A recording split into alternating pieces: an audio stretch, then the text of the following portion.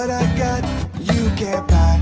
It resides between my eyes. Walked through the fire, came out better on the other side. See, life's like a beach if you find the same. And right now, I feel like 100 grand. You are listening to Inspired Insider with your host, Dr. Jeremy Wise. Dr. Jeremy Weiss here. I'm founder of InspiredInsider.com, where I talk with inspirational entrepreneurs and leaders. Today is no different. I have Lisa Genovese of WeAreBottomLine.com. And Lisa, before I formally introduce you, I always like to point out other episodes people should check out. Since this is part of the Top Agency series, there's a couple of interesting ones. Adee Clevitt. Adee Clevitt has an interesting niche. She helps businesses as an easy button to produce and create SOPs. So if they want to smooth out their staff onboarding, their client onboarding, or just any operational pieces, they call her and she helps dig into those things. So that was a really interesting episode because we talked about and geeked out our favorite productivity tools and softwares. Another good one was Duncan Elney. Duncan Elney specializes in food and beverage companies, and they do social media related activities for food and beverage companies and more mission based. And so he's been doing this for probably over a decade now. So he kind of shared his learnings in that realm as well. And that and many more on InspiredInsider.com. This episode is actually brought to you by Rise 25. And at Rise 25, we help businesses give to and connect to their dream relationships and partnerships. And how do we do that? We actually do that by helping you run your podcast, or an easy button for a company to launch or run a podcast. We do the accountability, the strategy, and the full execution. So at least we call ourselves the magic elves that run in the background and make it look easy for the host and the company so they can develop amazing relationships and create amazing content and run their business. For me, the number one thing in my life is relationships. I'm always looking at ways to give to my best relationships, whether it's introducing my guests to each other, or, I've had guests, Lisa, I've had gone to people's weddings. I've gone on family vacations with people and just formed these amazing relationships through the podcast. So I'm always looking at ways to give to my network. And I found no better way over the past decade to profile the people and companies I most admire and share with the world what they're working on. So if you've thought about podcasting, you should. If you have questions, go to rise25.com or email us support@rise25 to learn more. I'm excited to introduce Lisa Genovese. She's president of BottomLine. They can be found at wearebottomline.com. And BottomLine, I think you describe yourself, Lisa, as one part research firm and one part marketing agency. They've helped clients such as Pure Encapsulations, Coldwell Banker Commercial, Home Depot, and many, many more. And BottomLine wins market share for brands through key insights that come from actually in-depth research. And we're going to talk about research and the process and how you think about that. But this could mean changes to business models, pricing, and even market positioning. So Lisa, thanks for joining me. Oh, thanks for having me. I'm looking forward to this. So just tell people a little bit more about BottomLine and what you do. Yeah, happy to. So kind of as you said, we're like this hybrid model between the two worlds of research and implementation. Most people put us in that marketing agency bucket, but we firmly believe that till you've done your homework and you've done that deep dive into research, you're kind of just like chucking spaghetti at the wall and hoping that it sticks. So we help our clients utilize those research insights to either develop go-to-market strategies in new geographies, or sometimes it's more about taking market share back in their current markets. And then once plans are in place, we do have an implementation team that handles anything from visual brand identities, web design development, and creative. But really, it's all about making sure that there is some data and some research to support why we're doing something, instead of just like picking a cool idea out of the sky and hoping that it works. I firmly believe that the best strategies are rooted in research. I want to talk about the evolution a little bit. And when BottomLine first started, what were the service offerings you started with? Because I know companies evolve over time. Yeah, absolutely. That's such a great question.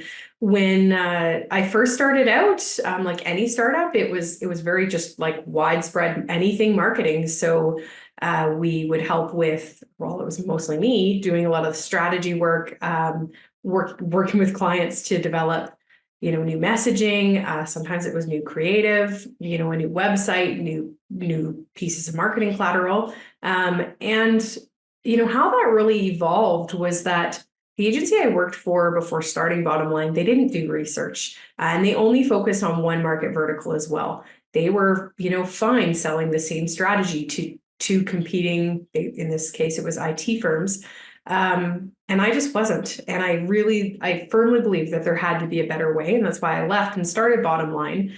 But as we kind of got into projects, I started to realize that kind of by nature, I always was going back to do my homework before I would tell a client why they should do something or make a suggestion within their business. And so it was kind of just my innate way of doing things. And one day, fast forward, probably 5 to 7 years after starting the business, I realized we're doing the same process for every single client.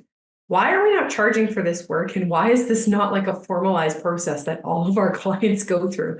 I laugh about it now, but it feels kind of silly that it wasn't like that right from the beginning. And so we set out for a whole year to do a study on answering the question, what really separates small businesses from becoming those big legacy brands?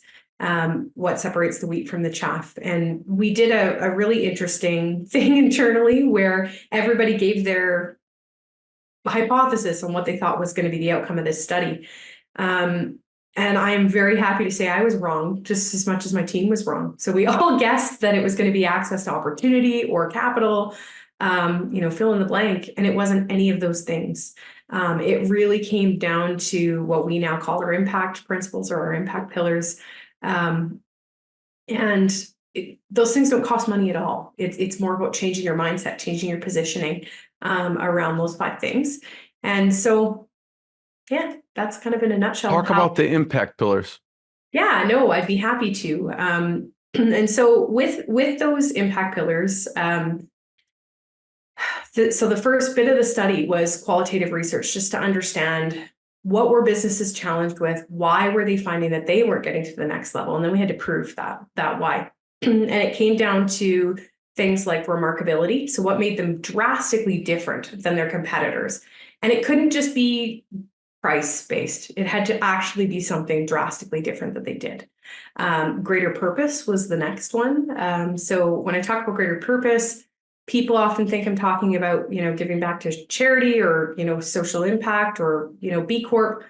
That's living your purpose. What your purpose is really what gets you out of bed to do what you do every day. Why do you do it? What's your why? So helping them define that and really work that into their messaging and into their culture. Value. So I teach a class on this now, which is your customer decides your value, not you, but it is so true. So what do your customers find of value in your business, in your services, or your products? Immersive experience is another one. So immersive experience is a bit of a tricky one as it relates to B2B, but it can be applied to both B2C and B2B, where we're looking at what habits or rituals does your ideal customer have in their day-to-day life, and how do you either create a new habit or break an old one? And you pair your brand alongside that trigger. And then the other really interesting one is brand attachment. So most marketers will track brand loyalty. The problem with brand loyalty is that it doesn't actually correlate to sales and revenue if you look at it on a graph. Brand attachment, on the other hand, does. It's based on the same psychological principles that you'd find in an interpersonal human-to-human relationship, except for it's human to brand. And how you create it is 3 things: affection, connection, and passion. And you do that through helping your clients build, with their clients or their customer base, shared and common experiences, a feeling or a sense of belonging. Really, you have to create that feeling that brand gets me, they understand me. So it's those 5 things, and I know I ran through it super fast, but those are the 5 things that really do separate the wheat from the chaff. And if you can work those into your positioning, I can promise you that your brand will be better off because of it. And then, by the way, if someone's listening to the audio, there's a video version, and you'll see us kind of poking around wearebottomline.com. And we're looking here at the impact assessment. page. So this is kind of, it looks like kind of the roadmap of where they start, when they finish, and you're walking them through some of these things. What are some of the key pieces in this journey? Yeah, so this is like a typical roadmap of what a typical one looks like. I will say we do a lot of custom engagements now that have other additional pieces in them. But you know, the key things here are the research. So when you look at the kickoff, the impact pillars we just talked about, and then you'll see a bubble there for market research. And so that's that deep dive into just empirical analysis to start with. But then we start to get into more qualitative research where we would do customer interviews. Sometimes that would include focus groups. Mystery shopping is another really big one that we do on the competitive analysis side. And when I say mystery shopping, I'm not just talking about B2C mystery shopping. We do an equal amount of B2B mystery shopping as well. You fast forward through, you know, your typicals of SWOT analysis, audit results, things like, you know, web content, social audits, all kind of piecing the picture together to look at, okay, well, what are we actually looking at here? Is there something that's missing? And it almost always, once you've gone through all of these steps, it like screams off the page what the issue is, whether it be a positioning problem, whether it be a pricing problem, so on and so forth. And so we deliver that. The first big delivery in this process is a positioning delivery, and it's showing the client, here is the summary, because there'd be thousands of pages long if we didn't summarize it, of all the research. Here's what we found. Here is who you have told us your, you know, ideal customer avatars are. And then we will also make recommendations on changes to that. Lastly, we will also show, here's new positioning for your brand, if that's what makes sense. Sometimes it's not a reposition, but I'd say that more often than not is. And then off of your positioning delivery, we run clients through a business goals and budgeting exercise. And we really take a look at, well, where are they spending their marketing dollars, right down to printing business cards. And when we talk about budgets, it's not about what money is paid to, you know, BottomLine or to their agency for implementation. It really is all encompassing of everything in their marketing department. And then we'll talk about goals. So now that we know all of this from the research, what could the goal be? And I find that is an important distinction. A lot of people do the goals at the beginning of an engagement. The problem with that is you haven't even uncovered where the challenges are and what could be possible. And we need to know that before we set a goal. So once we've got goals and budgets, then we write the plan. And so with plans, that can be anything from, like I've mentioned, a go-to-market strategy and new geography. Sometimes it is more of a traditional marketing plan. And then we have variations of this engagement where, you know, we've been hired by, say, a large big box brand that wants to launch, you know, a new sub brand in a new market. So maybe it's a market validation study. So we've done quite a bit of that work too. But with the plans, it's always, you get a summary of what are the most important things that you need to know. So kind of the executive team has a digestible chunk. And then we accompany it with what we call just marketing details, that's usually 100+ page document of how to execute on everything that's in your summary documentation. And then after that, they can execute on it, or your team will help them?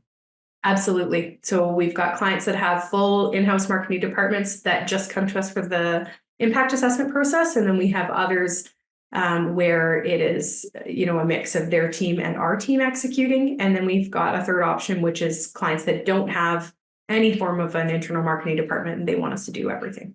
So. What's interesting, Lisa, is in your agency journey, after about 5 years, you realize we have this process that we're doing and we're really not charging for it, right?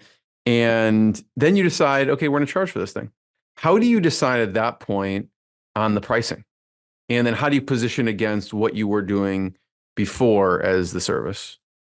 Such a good question. And I would say very vulnerably, it was hard. It was really hard to make that switch.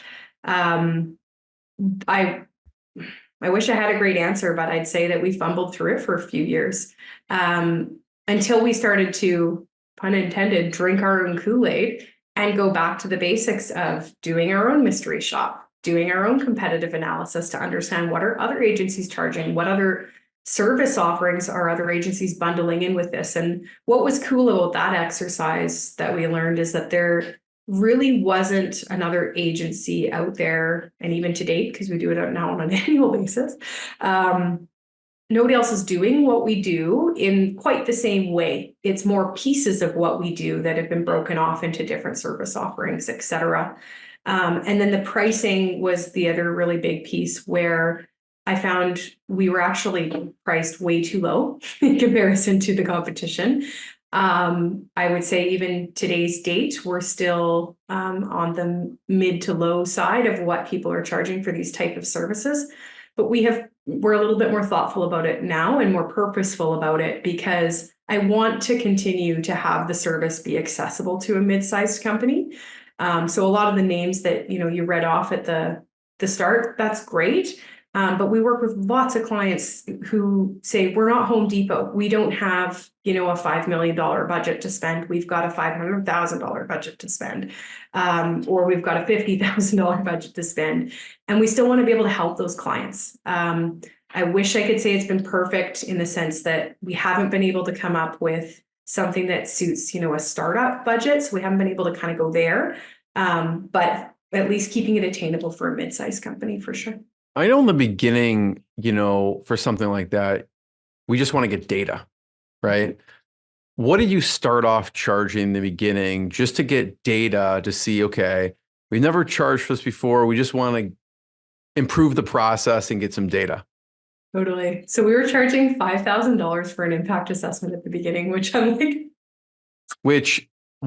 just to give people a sense, like, I don't know if there's a timeline, like, oh, this takes X number of months, or what does that look like? So a typical 12-week engagement that probably had, I don't know, about 120 team hours into it. Like we were giving it away. But to your point about gathering data, super helpful in that we had a couple clients go through as like a beta test. And granted, we had been doing this service offering really for 5 years at this point. But once we had formalized it into calling it an impact assessment, we had a couple of clients that went through at that $5,000 price tag in exchange for, feedback on how it was, how it helped their business. And it was tremendously helpful for us and for them. So it was a great value exchange. But yeah, our pricing's changed a little bit since. What was some of the feedback you got early on to improve that? So way back then, we were doing a lot of these in person. And one of the big challenges was the time investment from the client side. So having to travel to our offices, the prep work that needed to be done, and then having an executive team in a boardroom for, 2 days, 5-hour sessions. That was really, really challenging on their end. So, you fast forward to today's date, how we've evolved that. We do most of these virtually now. We don't do really anything in person. We've cut down the prep work for clients a lot using AI. As well, the time that clients are spending in discovery, we've shaved down now to 5 hours in total instead of 10 hours in total. So half that. And that's largely to do with, we've changed some of the exercises, we've changed some of the pre-work they do that gives us more information in the discovery process. So time was a big one. And just looking at how do we innovate there. And that's, so far the feedback's been strong that's been working really well. So typically, no matter what they come to you with, Lisa, you start with this pathway, this discovery and this research. So they'll be like, hey, I don't know what is a common thing that people ask, like, we need a new website. I don't know, what are people coming to you with? We need more leads, or I don't know what they're saying. And you are saying, that's great. We need to start with figuring out why and doing the research. Is that accurate? Absolutely. So what you hit the nail on the head. Usually it's we need a new website, or our sales team isn't selling enough, or our competitors are eating our lunch. And I immediately ask, or our sales team will ask, why? Why do you think you need a new website? And they usually, well, our competitor's website is better. or we're not getting enough new leads from it, or, fill in the blank. And it almost always, like 99% of the time, the answer stems back from a positioning problem. Like the new website is just a symptom of a greater challenge that they have. And I also think, in the marketing field, so many people are only looking at the promotion. Like they're really only looking at how do we advertise this thing? And they're missing a whole lot of people, process, pricing. I could go on and on of the P's. But if you don't look at it holistically like that, you're bound to miss something. And then it becomes like pushing a boulder uphill. Versus if your positioning is right, your pricing is, on point, you're talking to the right customer, it's easy. If it feels hard, you're doing something wrong. Talk about the evolution of the team, right? At first, you strike out on your own and it's you. That's What right. were some of the key positions that you hired for over the course of the business? Yeah, good one. So yes, it was just me at the beginning. But a month in, 2 of my direct reports from the previous agency came to me and said, "Hey, can we have a job?" And like a crazy person, I said yes. And so that was a back end and a front end developer. And so we carried on, the 3 of us, till about that 5-year mark. And that was really when we started to make some adjustments. The first key hire I made was just an administrative assistant to help me with like emails and proposals and like just the back end stuff. We outsourced it to an accounting firm, but finance has never been really my strong suit. So worked with some great finance partners. Next big hire was a project manager. So kind of like account/project manager that helped me, with client meetings, making sure things were getting done behind the scenes. And then from there, it kind of evolved into, trying to think of the words for it, but more of a formal hierarchy where we started to hire and have like a middle management type of middle management. We had different departments, very different than how things looked at the beginning. And I wish I could say that was perfect. But it wasn't. There's been a lot of sways in the road as we kind of moved forward, and I made some great hiring decisions, some poor hiring decisions. But really what got us to where we are now, as I was mentioning earlier, we've leveraged a lot of really great psychometric tools, which have helped us, make sure we've got the right bums in the right seats, but also making sure that people have, the tools to help manage themselves and lead themselves. It wasn't until I started making the effort to understand how I operated that I realized, man, this would be so useful for, my managers to understand how they operate and what their own personal emotional needs are. And then how does that translate to their direct reports? We've recently been doing some, what we're just calling leadership debriefs. So our management team gets together, or so I shouldn't say, sorry, our management team, but all the managers get together once a week. And we go over what happened in your week from a leadership perspective that you need support on. And we'll do like live coaching on the calls where other managers can learn from a situation. And it has been amazing, the learnings that have come out of it.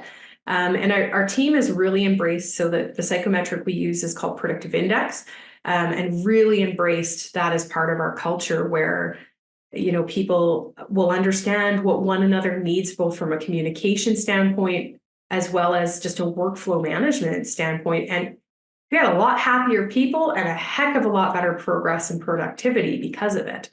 So I don't know if that. What about, you mentioned that it's really valuable to have that ongoing call so people can express what's getting in the way or what they need support on. What is one of those learnings that came out of that one of the calls? Like someone said, "Oh, this is what's going on," and people shared maybe an experience from a leadership perspective. Yeah. So, and I'm going to be a bit vulnerable. So we had something happen recently where we had made a poor hiring choice, and I was away on vacation. And there were some things that went down, let's say, that were less than ideal. So I came back to a bit of a, I think we've all been there, Lisa. not what I was hoping to come back to. But so I spent my first day back from vacation doing a bit of investigation about what had happened. This person then effectively was let go the next day. And so that Friday we did a leadership debrief. And one of the really cool things that came out of it was we had this discussion about, well, why did this person's approach not fit with our team culture? And effectively what all the managers had to say and what all of their direct reports had to share when they learned the news was that when someone doesn't fit our culture, it almost is like a natural progression that they just move out of the organization. And I don't mean it in like a malicious way, but more so, you know, if it's not a good fit, it's not a good fit. And there was one individual that had quite an abrasive conversation with this person before their exit. And she, you know, was vulnerable and shared in this leadership debrief that she had kind of felt uncertain and she wasn't really sure why. And then she brought it back to leadership terms that this person was using authoritarian, like dictator type leadership. And that is so not our culture and how we work. And so, you know, she got a bit of coaching around that and how she might handle things differently. But it was helpful for all the managers to kind of see that it wasn't just this one person that had the challenge. And it was also the entire company culture that we have built. Everybody kind of wanted to protect that when somebody didn't fit that bill. I don't mean to say like we're cliquey at BottomLine because we are so not. No, I understand what you're saying. I mean, I think, and I think it's Jim Collins' Built to Last. They do talk about this, and certain companies just have a culture, and people naturally kind of make their way out of that culture if they don't fit. And I think it was Built to Last. They talk about, you know, whatever, Nordstrom's and other companies that similar things happen there. Oh, totally. And I think you can look at those situations as a negative, or you can go through them and look at where's their silver lining, where is there a positive in this? And I think that there was a tremendous amount of learning, both for my team, but also for me through that situation on what were the red flags during the hiring process so we don't repeat that again. And thankfully, it didn't cause too much of a rocked boat that we didn't, you know, damage anything internally either. Yeah, I mean, the good thing is that you recognize those things quickly, and it wasn't like 10 years later. For the learning for that person approaching that other person, was that when you did a debrief, was that the appropriate response? Or because on one hand, maybe it caused a reaction of the person and you let them go, but on the other hand, you let them go because they're not a fit. So would you, when you discussed it, would you go back and change anything with that person, how they handled it, or not? That's a good question. I would say in this case, the individual on our team, we'll call her just her, and the individual who's departed, I would say her response probably could have been a little bit different, and that was part of the coaching, because she kind of flipped out and was like, "You can't do this here," instead of maybe having a sidebar. Maybe a little different, like said in a tactful way as opposed to, you know, just less tactful, I guess. Yes, exactly. Okay. But in terms of like the person departing, et cetera, I would change nothing. The only thing I would change is going back to there was a red flag in the hiring process that was caught, that I think we would in the future. At what point do you administer the predictive index? Is it in the hiring process or after? Hiring process. And so we use it as part of, not all of, a screening tool. Very well aware that could be considered bias. So we have multiple other factors as part of the screening process as well. But it's been vital in just understanding, does this person's, you know, personality characteristics match up with, you know, what we're looking for in this particular job, so that we're not wasting their time or ours. Because if you look at, you know, my PI if you put me in an accounting job, like I'd last 3 weeks at best. Like I couldn't do it because it would burn me So it out. depends what position you're hiring for and what gets spit out. Like this person's wanting to come on for this position, but their predictive index says maybe they wouldn't be a fit. Something like that. Exactly. So I'm not high detail orientation, hence why I'd be really poor in an accounting position as an example. So it does measure all of those types of characteristics. It does not measure intelligence. I want to be super clear about that. It just measures more like behavior. Exactly. And also, so what is your innate, like your natural state of being? And then also you'll see through this, it'll show you where do you feel that you're actually having to change the way you normally are for the job that you're currently in.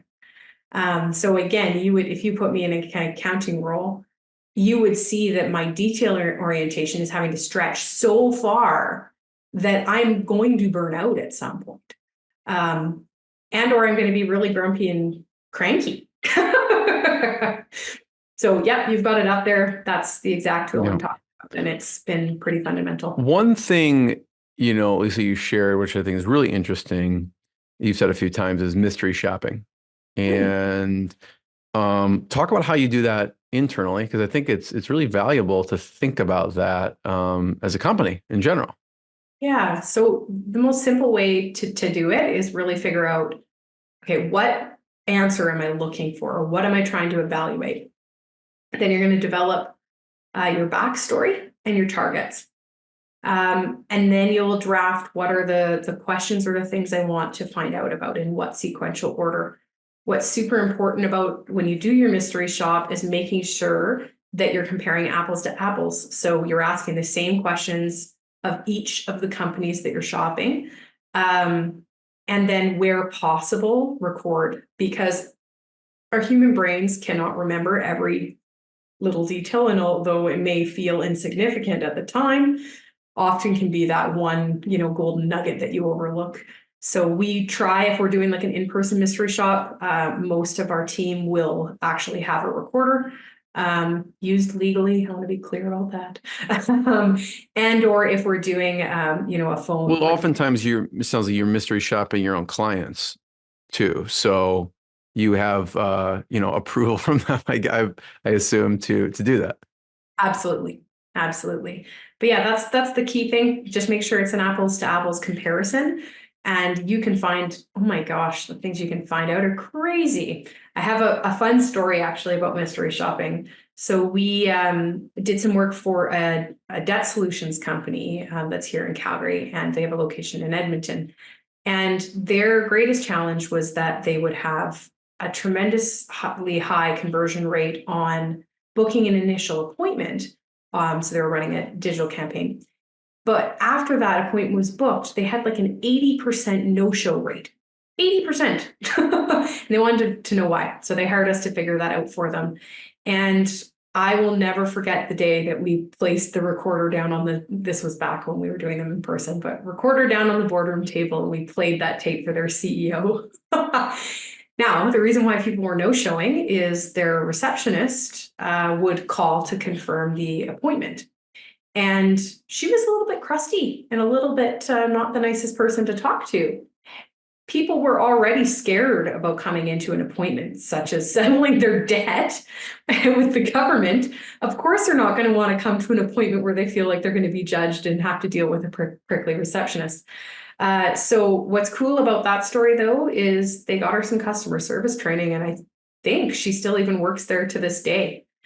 So it wasn't as if the person got fired, and that's what everybody always assumes. But no, the person just needed some proper training around how to deal with those calls, and smooth sailing. Love that. The prickly receptionist. That's a very, very nice way of saying it. I've dealt with those too. It's amazing. I do think of it, from a company standpoint, our judgment is on whoever's answering the email or whoever's answering the phone, no matter if they're world class or not. And there's companies I know, they're amazing.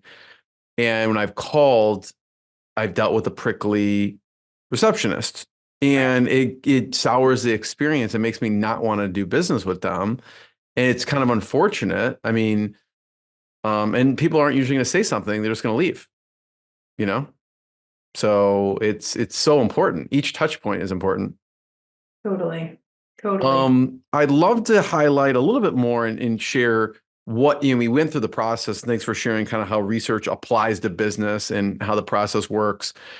Let's talk about a few examples. And I'm familiar with, because I have a background in health related things, pure encapsulations and what you did there.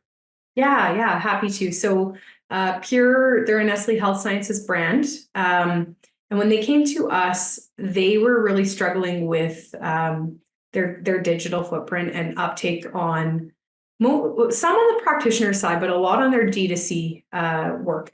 And so, sorry, direct to consumer. I am terrible with acronyms. So we took them through our digital assessment framework. So a little bit different than what we showed before, but similar. So it was a deeper dive into, past digital campaigns that they ran, all their content marketing, their current website, and also just to kind of understand their audience. We did some qualitative on that one as well. And again, super interesting what we found. So their messaging is quite, given the nature of the business, it was sterile. It was very medically focused. And although that resonated with the healthcare practitioners, audience, it really was tough for the D2C stuff, because as a consumer, when you start talking about, methylation and, half-life of medication and like all of those things that they really had no idea. So we helped them with a little bit of a reposition, especially on messaging for that D2C audience. And then we helped them run a pretty comprehensive programmatic campaign to reach that audience. So they did geofenced a bunch of naturopathic clinics, and I believe they also did like nutraceutical dispensaries, if you will, or like an Amaranth or a Community Natural Foods. Yeah, there's like a lot of health food stores or health kind of vitamin shops. Yeah, exactly. And so we geofenced all those locations, grabbed the user ID from iPhone and Android devices. It's all to a GDPR standard privacy. I should clarify that. And then we imported those lists into a DSP where we ran programmatic ads. And so you'll see here, like what you've got up on the screen, we ran brand awareness, then we followed up with social, and then further down the funnel, we leveraged some Google search and display, as well as some hyper ads to foster that conversion. And it worked very, very well for them. They saw a pretty tremendous lift. This year, we're tasked with doing something similar for their healthcare practitioner audience. So the messaging will be still staying on that more scientific side, but we've got some really fun stuff that I can't quite share all of it right now.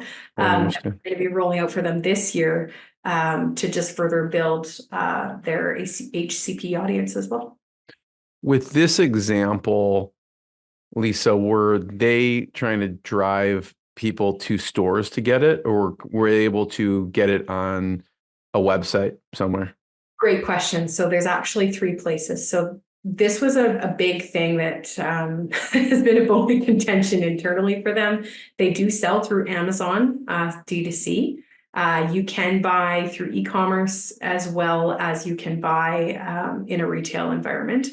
Along with a bunch of other e-tailers like Healthy Planet. I think they're on well.ca. And, it's tough because knowing the breakdown of their target audience, selling on Amazon isn't really conducive to reaching that healthcare practitioner audience. They don't love that patients can also just go and buy it directly on Amazon. And so that's been something we've been working through with them. I giggle a little bit because I think there's no one size fits all answer to this. Yeah. It's really come back to what's their biggest bang for their buck. And it has been healthcare practitioners that are going to, buy in mass quantities versus, the end consumer that's going to buy one-off products every month. But so in this case, some of the time it may have been to a physical location. Yeah. Okay. Yeah. Because if I were a physical location, that's pretty enticing. If the company is going to geo-target and run ads to drive people to my location, they should be like charging those companies, or you should be charging those companies too. Like you're driving traffic to those stores, essentially. Yeah, So sure. it's a pretty good deal for them, actually. What about Verge Agriculture? What'd you do there? They're an interesting one. So they came to us when they weren't called Verge. They came to us when they were called Whipcord. And they were effectively a co-location in a data center. But they had just acquired this agri-tech product called First Pass.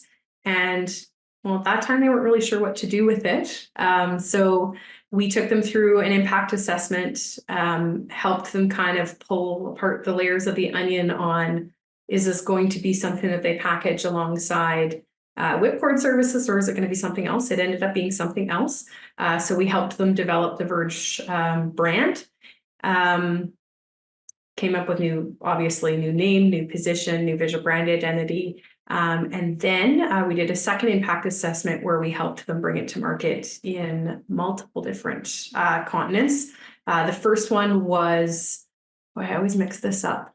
First one was Australia. Then we moved into South America, primarily Brazil, and then over into Europe. They're in other countries now, but effectively this was a really big undertaking, because to split those two brands was one behemoth, and then to really look at how do we bring this to market in Canada and then all of those other markets.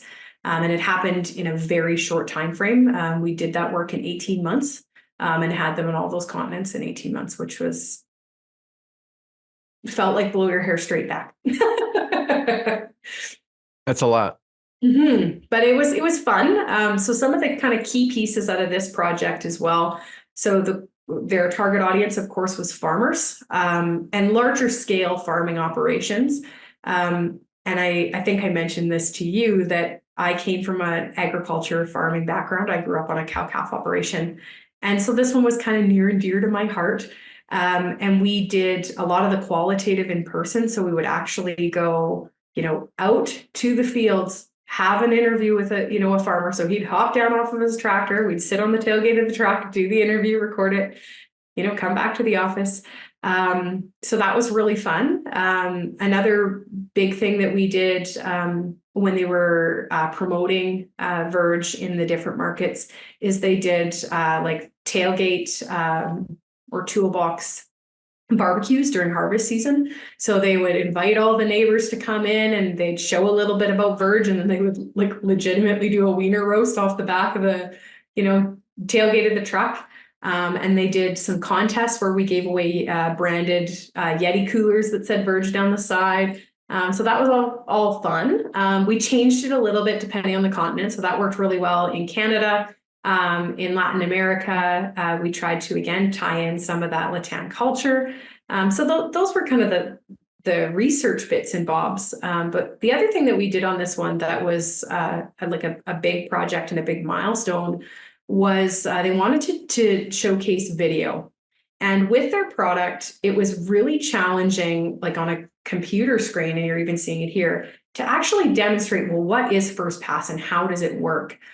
So we did a week-long photo shoot out in Saskatchewan where it was harvest season. So there was all the equipment was, moving in order, doing their thing.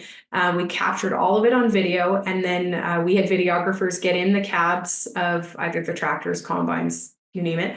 And they would capture video of the screen of First Pass actually. So it's a route guidance tool that helps farmers optimize their path, hence First Path.